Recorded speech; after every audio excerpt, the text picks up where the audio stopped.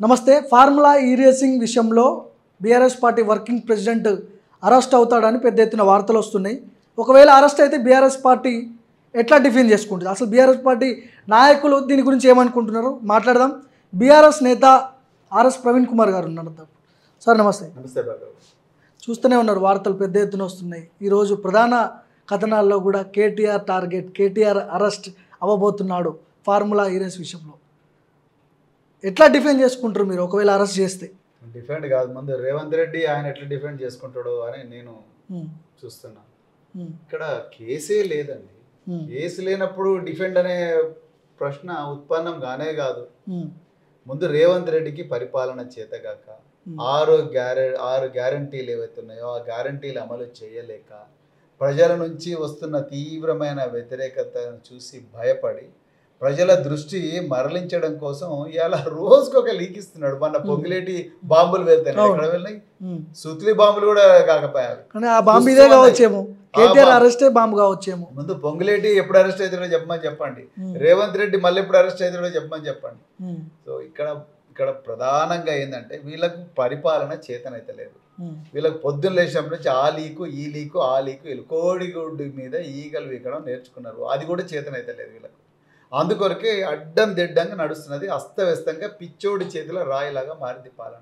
Okay, Arvind కుమార్ని ఇక్కడ మూసేసే ప్రయత్నం జరుగుతుంది అంటే ఆయన పూర్తిగా వాళ్ళ గ్రిప్లోకి వెళ్ళిపోయిండు. ఒకవేళ ఆయన మారిపోయి ఏమైనా లీక్లు ఇస్తే పరిస్థితి. అరవింద్ కుమార్ కాదు, అరవింద్ కుమార్ ఆఫీస్లో అటెండర్ కూడా వీళ్ళు ముట్టుకోలేరు. నేను కుల్లం చెప్తున్నాను. సాక్షాత్తు కేటీఆర్ గారే ఒక రెస్పాన్సిబుల్ మినిస్టర్గా ఉండి ఆయన్నే చెప్తున్నాడు, కొద్దు మా తెలంగాణ రాష్ట్రాన్ని, హైదరాబాద్ నగరం యొక్క ప్రతిష్ట పెంచడం కోసం మేమే డబ్బులు ఆ ఫార్ములా ఈ కంపెనీకి ట్రాన్స్ఫర్ చేశామని ఆయన్నే కుల మినిస్టర్గా నాకు అధికారం ఉన్నది. ఒక మినిస్టర్ను నేను, ఒక శాఖకు అధిపతిని, నా కింద 3 శాఖలు ఉన్నాయి, ఒక HMDA, water works and then GHMC. ఆ శాఖల్లో ఉండే బడ్జెట్ను నేను చేసిన తర్వాత నేను రాటిఫికేషన్ తీసుకుంటా అని చెప్పి మినిస్టర్ నిర్ణయం తీసుకున్నాడండి. మినిస్టర్ నిర్ణయం తీసుకున్న తర్వాత ఆయన మినిస్టర్ నేను వెనక్కి వదలేడుగా, మినిస్టర్ వెనక్కి వదలేడు, నేనే తీసుకున్నాను చెప్తున్నాడు. ఇక అరవింద్ కుమార్ ఎక్కడ వస్తాడు? Aravind Kumar is just a bureaucrat. ఒక ఆఫీసర్ ఫైల్ రన్ చేయమంటే రన్ చేస్తాడు. అది రెండవది, ఈ తెలంగాణలో ప్రజలచే ఎన్నుకోబడ్డ ఎమ్మెల్యేలు, వాళ్ళే మినిస్టర్లు, వాళ్ళదే ప్రభుత్వం. ప్రజల అభిష్టం మేరకే వీళ్ళు ప్రభుత్వంలో కూర్చున్నారు. కూర్చున్నప్పుడు వాళ్ళు తీసుకునే నిర్ణయాలను ప్రజలు క్వశ్చన్ చేయాలి. కానీ ఇలా రేవంత్ రెడ్డి చేంజ్ చేస్తాడండి, అది ప్రజల కోసం పెట్టింది. అంటే ఆర్థిక శాఖ అనుమతి అవసరం లేదంటారు దీనికి? ఆర్థిక శాఖ అనుమతి ఎందుకండి? Minister is all powerful. ఆర్థిక శాఖ అనుమతి ఎప్పుడు వస్తుంది అంటే ట్రెజరీ నుండి డబ్బులు పోతే, లేకపోతే ఇంకొక దగ్గర నుంచి లోన్ తీసుకోవాల్సి వస్తే, లేకపోతే ఇంకొక డిపార్ట్మెంట్ నుంచి ఇది లోన్ తీసుకోవాల్సి వస్తే అప్పుడు ఫైల్ సర్క్యులేట్ అవుతుంది. మీకు 2022లోనే ఈ ఫార్ములా ఈ రేసింగ్కు సంబంధించి గవర్నమెంట్ ఆర్డర్స్ వచ్చినాయి. గవర్నమెంట్ ఆర్డర్స్ వచ్చినప్పుడు ఇందులో ఎవరెవరు ఉండాలి, కమిటీలు ఎవరెవరు ఉండాలి, ఏంది అనేది అంతా కూడా చాలా క్లియర్గా ఈ ఆర్డర్లు ఇవ్వబడ్డాయి. ఆ ఆర్డర్లు ఇచ్చినప్పుడు ఫైల్ ఫైనాన్స్ నుంచే సర్క్యులేట్ అవుతుంది. ఫస్ట్ హెచ్ఎండిఏ కమిషనర్ నుంచి, తర్వాత మినిస్టర్కి వస్తుంది, మినిస్టర్ నుంచి ప్రిన్సిపల్ సెక్రటరీ ఫైనాన్స్కి పోతుంది, ప్రిన్సిపల్ సెక్రటరీ ఫైనాన్స్కి పోయిన తర్వాత చీఫ్ సెక్రటరీకి పోతుంది, చీఫ్ సెక్రటరీ పోయిన తర్వాత చీఫ్ మినిస్టర్ పోతుంది, చీఫ్ మినిస్టర్ నుంచి వచ్చిన తర్వాతనే చీఫ్ సెక్రటరీ జీవో రిలీజ్ చేస్తాడు. కరెక్ట్, ఇదే జరుగుతుంది. మరి ఇప్పుడు ఆ జీవో ఉన్న తర్వాత ఫండింగ్ గురించి ప్రశ్న రాదండి. ఆ రెండవది, వీళ్ళ సొంత అకౌంట్లోకి వచ్చింది అనంటే డబ్బు. అసలు వీళ్ళ కేసు ఎక్కడున్నది? సొంత అకౌంట్లోకి వస్తే అది వేరే సంగతి. 55 విదేశీ కంపెనీకి పోయింది. అవును, అగ్రిమెంట్ లో మెమోరాండం ఆఫ్ అండర్స్టాండింగ్ ఉంది కదా వాళ్ళ ముగ్గురికి. Memorandum of understanding government of Telangana, ఆ ఫార్ములా ఈ కంపెనీ, అదే విధంగా ఇంకోటి ఏదో గ్రీన్ కో అనే కంపెనీ చెప్పిండు కదా. సో ఆ 3 వ్యక్తుల మధ్యలో, 3 ఎంటిటీస్ మధ్యలో అగ్రిమెంట్ అయింది. అంటే డబ్బులు ఇచ్చింది కరెక్ట్, కానీ లీగల్ గా ప్రాసెస్ జరగలేదనే విమర్శలు వస్తున్నాయి. విమర్శలు 100 వస్తాయి. ప్రధానంగా మనం చూడాల్సిందే, గవర్నమెంట్ ఎప్పుడైనా ఏం చూడాలంటే, ఒక పని కోసం ఫస్ట్ ఆఫ్ ఆల్ ప్రజల కోసం ఈ పనికి వస్తుందా, ఈ పని వల్ల ప్రభుత్వానికి ఆదాయం వస్తుందా, ఈ పని వల్ల రాష్ట్రానికి మంచి పేరు వస్తుందా రాదా అనే దాని మీదనే ప్రభుత్వం అనేది డబ్బులు కట్ చేస్తుంది, బడ్జెట్ అట్లే కట్ చేస్తారు, రైట్. మనకు మున్సిపల్ అడ్మినిస్ట్రేషన్ డిపార్ట్మెంట్కు కొంత బడ్జెట్ అనేది అసెంబ్లీలో కేటాయిస్తారు. అదే విధంగా వాళ్ళకు కొంత ఆదాయం కూడా మున్సిపల్ అడ్మినిస్ట్రేషన్ రకరకాల దాంట్లో వస్తుంది. సో ఆ పని గురించి పైసలు ఎట్లా ఖర్చు పెట్టాలనేది అక్కడ ఉండే సెక్రటరీ, అక్కడ ఉండే మినిస్టరు, అదే విధంగా చైర్మన్ ముఖ్యమంత్రి గారు ఇష్టం. దీంట్లో ఏమున్నది కొత్తది నాకు అర్థం కాదు. వాళ్ళు ముగ్గురు కలిసే రూల్ ప్రకారమే చేసిండ్రు. జీవోలు ఉన్నాయి, జీవో లేకపోతే అప్పుడు తప్పది. జీవో ఉన్నప్పుడు ఆ పైసలు ఒక ఎంటిటీ, ఆ మెమోరాండం ఆఫ్ అండర్స్టాండింగ్ లో ఉండే ముగ్గురు వ్యక్తుల్లో ఒక ఎంటిటీ నుంచి ఇంకొక ఎంటిటీకి పోయింది. వీళ్ళ పర్సనల్ అకౌంట్లకు వచ్చి, లేకపోతే వీళ్ళ బెనామీ అకౌంట్లకో, లేకపోతే దీనివల్ల వీళ్ళు వజ్రాలు వైడూర్యాలు కొనుక్కున్నారనో, అవన్నీ అట్లాంటివి ఏమన్నా ఉంటే అప్పుడు నేరం. అది ప్రివెన్షన్ ఆఫ్ కరప్షన్ యాక్ట్ ప్రకారం. మరి ఇదంతా ఏమి కాలే, ప్రభుత్వం ఒక పాలసీ తీసుకున్నది, అదొక పాలసీ. హైదరాబాద్ నగరానికి బ్రాండ్ ఇమేజ్ పెరగాలి, అందుకొరకే ఫార్ములా ఈ రేసింగ్ రావాలనే ఒక పాలసీ తీసుకున్నారు. ఆ పాలసీ తీసుకోవడం మినిస్టర్ ఇష్టం అండి. మినిస్టరు, అక్కడున్న chief secretary, special chief secretary వాళ్ళ ఇష్టం. ఆయన ఈ పాలసీ అంతా అయిపోయిన తర్వాత, మనీ ట్రాన్స్ఫర్ అయిన తర్వాత నిజానికి కేసు పెట్టాలంటే రేవంత్ రెడ్డి మీద కేసు పెట్టాలి. హైదరాబాద్ బ్రాండ్ ఇమేజ్ తగ్గించుండు. ఎందుకంటే ఇప్పుడు ఆ ఫార్ములా ఈతోని అతను ఒప్పందం రద్దు చేసిండు. దానివల్ల మొత్తం ప్రపంచవ్యాప్తంగా హైదరాబాద్ మళ్ళీసారి బదనామైంది. దానివల్ల హైదరాబాద్కు రావాల్సిన ఆదాయం అంతా పోయింది. అసలు ఆదాయానికి గండి కొట్టింది రేవంత్ రెడ్డి, కేటీఆర్ కాదు. ఇప్పుడు మీరు కూడా పోలీస్ బాస్ గా పనిచేశారు. గతంలో ఎన్నడూ లేని విధంగా హైదరాబాద్ లో దాదాపు నెల రోజుల పాటు 144 సెక్షన్ విధించారు. ఏముండొచ్చు దీని వెనక?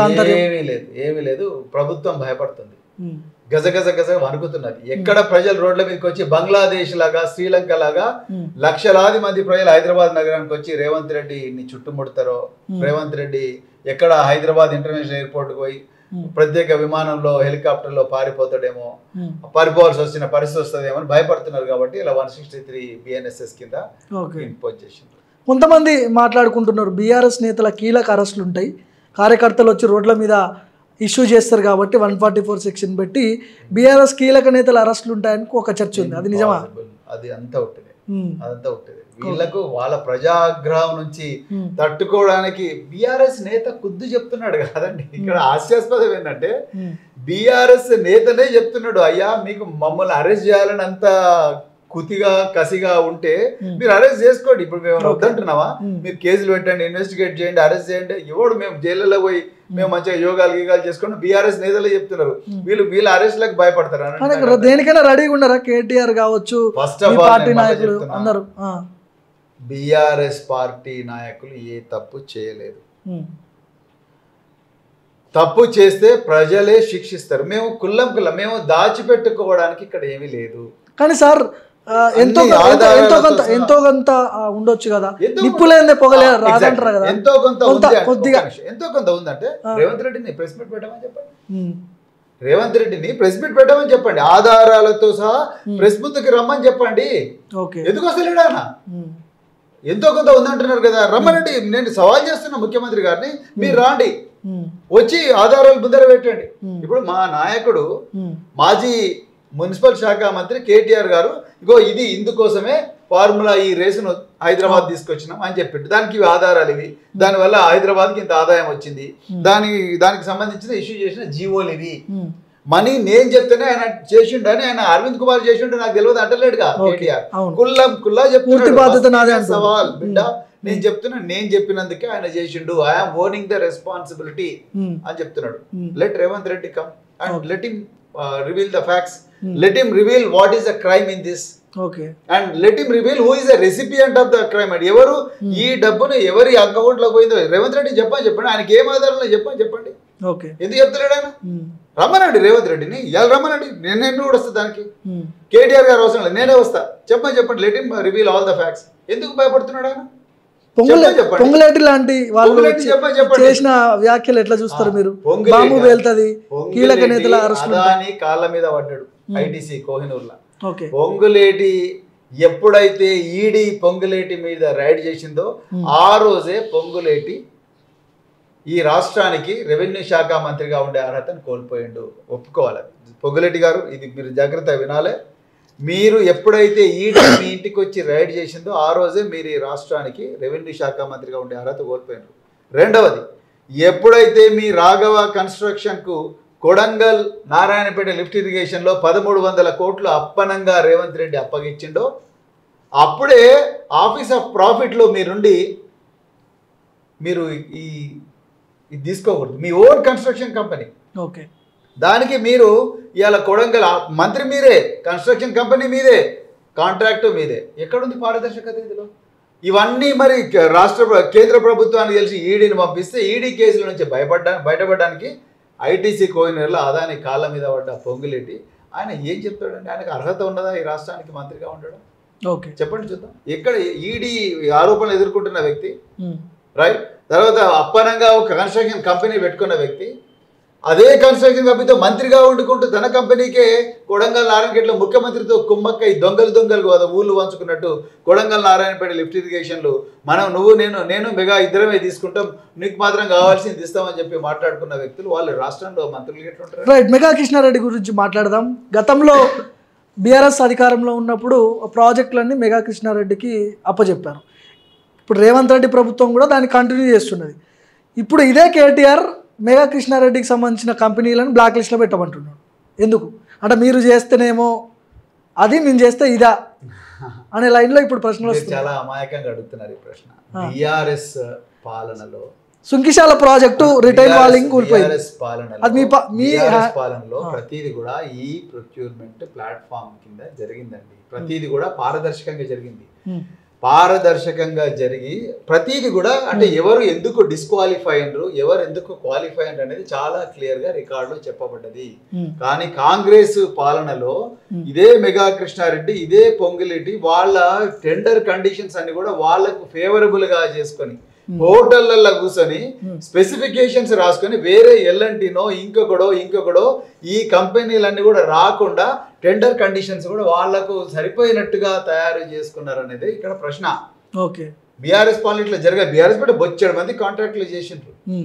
బీఆర్ఎస్ పార్టీ అధికారం ఉన్నప్పుడు బొచ్చేడు మంది కాంట్రాక్ట్ చేసిన, వీళ్ళు ఒక్కరే చేయలే కదా. కానీ ఇలా ఈయన ఫస్ట్ నారాయణపేట కొడంగల్ అనే ప్రాజెక్టుకు ఏం చేసిండు, ఇద్దరికి పనిచేసిండు 2300 ఎక్సెస్లు ఇచ్చిండు. మామూలు విషయం కాదు, ఎక్సెస్లు ఇచ్చిండు. ఇప్పుడు కాంగ్రెస్ వాళ్ళు ఏమో అసలు మెగా కృష్ణారెడ్డిని పెంచి పోషించిందే బీఆర్ఎస్ పార్టీ, కాంగ్రెస్ అని వాళ్ళు అంటున్నారు. చరిత్ర తెలవని మూర్ఖులు, దద్దమ్మలు. మెగా కృష్ణారెడ్డి ఎప్పుడు వచ్చిందండి అసలు రంగంలోకి? వైఎస్ రాజశేఖర రెడ్డి ముఖ్యమంత్రిగా ఉన్నప్పుడు బోర్వెల్లు నడుపుకునే కంపెనీ యజమాని తీసుకొచ్చి మెగా కాంట్రాక్టర్ను చేసిండు వైఎస్ రాజశేఖర రెడ్డి. ఓకే, అప్పుడే కదా ఈయనకు ఆస్తులన్నీ పెరిగింది మెగా కృష్ణారెడ్డికి. అప్పుడే కదా ఆయనకు అన్ని జలయజ్ఞంలో రకరకాల వేల కోట్ల కాంట్రాక్ట్లు వచ్చింది, రైట్? అప్పుడే కదా ఈయన మరి కోట్లకు పడగలెత్తింది.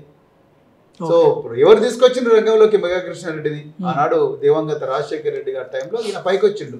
అప్పుడు దివంగత రాజశేఖర రెడ్డి గారు ఏ పార్టీ? కాంగ్రెస్ పార్టీ. ఇప్పుడు రేవంత్ రెడ్డి ఏ పార్టీ? కాంగ్రెస్ పార్టీ. వీళ్ళకి ఆ మాత్రం కనీసమైన జ్ఞానం లేనందుకు నేను నిజంగా బాధపడుతున్నా. కాంగ్రెస్ వాళ్ళకి అందుకొరకు చెప్తున్నా, అధికారంలో ఉండే అర్హత 1% కూడా లేదు. ఓకే, చివరిగా చెప్పండి, మీ నాయకులను అరెస్ట్ చేస్తే మీ కార్యకర్తలు కావచ్చు, మీ పార్టీ నాయకులు కావచ్చు, ఏం చేయబోతున్నారు భవిష్యత్ కార్యాచరణ? ఒకవేళ అరెస్టులు జరిగితే, కీలక నాయకుల అరెస్టులు జరిగితే? నాయకుల అరెస్ట్ అనే సమస్య ఉత్పన్నం కాదు. ఎందుకంటే మా నాయకులు ఎవరు కూడా తప్పు చేయలేదు. రెండవది, మా నాయకులు తాము ప్రభుత్వంలో ఉన్నప్పుడు ఎందుకు ఎలాంటి నిర్ణయాలు ఏ పరిస్థితిలో తీసుకున్నారనేది ఆధారాలతో సహా ఒక్కొక్క పైసని ఎక్కడెక్కడ ఖర్చు పెట్టినాం అనేది పూచిక పుల్లతో సహా లెక్కలు చెప్తున్నారు. చెప్పడానికి మేము సిద్ధంగా ఉన్నాం. మా మీద కేసు ఉంటే మాకు కేసు నోటీస్ ఇవ్వండి. నోటీస్ ఇస్తే మేము ఆన్సర్ చెప్తాం. నోటీస్ ఇవ్వవు, నువ్వు దొంగలాగా నువ్వు బంగ్లాలో కూర్చుంటావు, మీడియా వాళ్ళని ముగ్గురు పిలిపిస్తావు, లీకు ఉచ్చు అని ఒకడు అంటాడు, ఒకటి టార్గెట్ అంటాడు, ఒకటి పీర్గెట్ అంటాడు, ఒకడు ఇవాళ పోతున్నాడు, ఇంకా లోపలికి పోతున్నాడు అన్నది కృష్ణారాం అనుకుంటా కూర్చోండి అని చెప్పి మాట్లాడతారు. మీకు తెలిసిందంతా ఈ ఫేక్ న్యూస్ సర్క్యులేట్ చేయడమే కదా. మీకు దమ్ముంటే మీ ఆధారాలు ఏమైనా బయట పెట్టాయా? ఇందులో సీక్రెటే ఉన్నది. ఇన్వెస్టిగేషన్ ఎదుగో నీ దగ్గర ఈ ఆధారం ఉన్నది. ఇదేదో మర్డర్ జరిగితే అక్కడ నిందితులు పారిపోయినరు చంపి, లేకపోతే అత్యాచారం చేసిన నిందితులు పారిపోయినరు, ఒక పారిపోతున్నారు వాడిని పట్టుకోవాలి, ఇప్పుడు మాట్లాడితే వాడికి అంత తెలుస్తుంది అనేది కాదు కదా. ఇదంతా కూడా డాక్యుమెంటరీ ఎవిడెన్స్. భార్గవ్ గారు మీరు అర్థం చేసుకోవాల్సింది ఏంటంటే ఈ వ్యవహారం అంతా కూడా డాక్యుమెంటరీ ఎవిడెన్స్. ప్రతి దానికి కూడా డాక్యుమెంట్ ఉంటుంది. మనీ ఎక్కడి నుంచి వచ్చింది, మనీ ఎవరి అకౌంట్లకు పోయింది, ఆ సంస్థ ఎవరు, ఆ సంస్థకు గ్లోబల్ లెవెల్ ఎలాంటి రికగ్నిషన్ ఉంది, ఆ సంస్థ మనీని ఎట్లా ఖర్చు పెట్టింది, అదంతా కూడా పూర్తిగా డాక్యుమెంటరీ ఎవిడెన్స్ ఇంత సీక్రెట్ చేయాల్సిన అవసరం ఉన్నది. మీకు అర్థమైందా? పేపర్లు అనేవి మారిపోవు కదా, జీవోలు మారవు, పేపర్లు మారవు, అకౌంట్ ట్రైల్ మారదు, మనీ ట్రైల్ మారదు. మరి అట్టప్పుడు అంత సీక్రెట్ చేయాల్సిన అవసరం రాజకీయంగా కక్షపూరితంగా జైలు పంపిస్తున్నారు అనుకోవచ్చు కదా. ఎందుకంటే గతంలో రేవంత్ రెడ్డి కేసీఆర్ హయాంలో జైలుకు పోయాడు. ఆ జన్వాడ ఫామ్ హౌస్ మీద డ్రోన్ ఎగరేసినందుకే ఏదో చిన్న కేసులో జైలుకు పోవడం జరిగింది. సో ఆ గడ్జ తీసుకొని ఏమన్నా అవకాశాలు ఉండొచ్చు కదా. అదే జరుగుతుంది. అది ఆయన ప్లాన్ చేసేది అది కదా. ఆయన రాజ్ పాకాలని చెప్పి కేటీఆర్ గారి బాంబర్ది మీద ఏవి లేకపోయినా 70 ఏళ్ళ వృద్ధులు 7 సంవత్సరాల చిన్న పిల్లలు కూడా వాళ్ళు గృహప్రవేశ పార్టీ చేసుకుంటే కూడా అది రేవ్ పార్టీ అని చెప్పేసి రాత్రికి రాత్రే పోలీసు కుక్కలను, తర్వాత ఎస్ఓటి వాళ్ళను, ఎక్సైజ్ వాళ్ళను అందరినీ పంపించి హంగామా చేసి లాస్ట్కు కొండదేవి ఎలుకను పట్టిండ్రు. రైట్. సో ఆ విధంగా ఆయన ఎక్కడెక్కడ ఈ కుటుంబాన్ని జైలుకు పంపించాలన్నా, లేకపోతే ఇంకెవరైనా సీనియర్ మా నాయకులను జైలుకు పంపించాలా, వీళ్ళందరూ నోళ్ళు మూపియాలి. వీళ్ళని మూపియకపోతే ప్రజలందరూ కూడా వీళ్ళు 6 గ్యారంటీల మీద కొట్లాడే ప్రమాదం ఉన్నది. నా పరిస్థితి కష్టమయ్యేటట్టున్నది. నేను కాంగ్రెస్ వాళ్ళు ఇలా కోమటిరెడ్డి వెంకటరెడ్డి ముంగట కాంగ్రెస్ వాళ్ళే నల్గొండలా మీరు చేయకపోతే ఊర్లకు పోయే పరిస్థితి మమ్మల్ని మడతపెట్టేది అనేటట్టుంది అని చెప్పి కాంగ్రెస్ వాళ్ళు అంటున్నారు. ఇప్పుడు ఇదంతా దృష్టి మరల్చాలంటే తప్పకుండా మరి రేవంత్ రెడ్డి ఏదో ఒక హంగామా చేయాలని, ఒకవైపు పొంగులేటి, ఇంకోవైపు రేవంత్ రెడ్డి, ఇంకొకటి అందరు కూడా వీళ్ళందరూ కూడా ఈ విధంగా మాట్లాడుతున్నారు తప్ప ఇంకోటి కాదు.